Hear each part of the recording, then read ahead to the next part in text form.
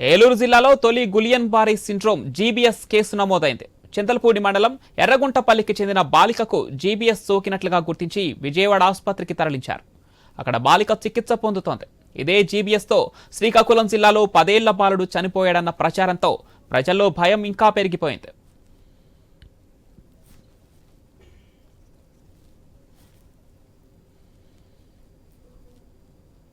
భయపడుతున్నారు. దీని గురించి ఈ GB syndrome, Guillain berry syndrome అంటే ఇది అంటువ్యాధేమో అని భయపడుతున్నారు. దీని గురించి ఎవరో ఎట్టి పరిస్థితుల్లో కూడా భయపడాల్సిన అవసరం లేదు. ఇది ఎట్టి పరిస్థితుల్లో కూడా అంటువ్యాధి అయితే కాదు. కేవలం కొంతమందికి మన ఇన్ఫెక్షన్ ఎంటర్ అయినప్పుడు బాడీ రియాక్షన్ వచ్చి ఆ బాడీ రియాక్షన్ వల్ల యాంటీబాడీస్ ప్రొడ్యూస్ అయ్యి అవి మన శరీరంలోని మజిల్స్ మీద కానీ నెర్వ్స్ మీద కానీ ఎఫెక్ట్ అవ్వచ్చు.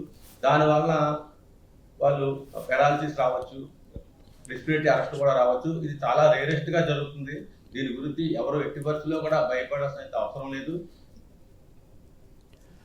ఈ GB syndrome, Guillain berry syndrome అంటే ఇది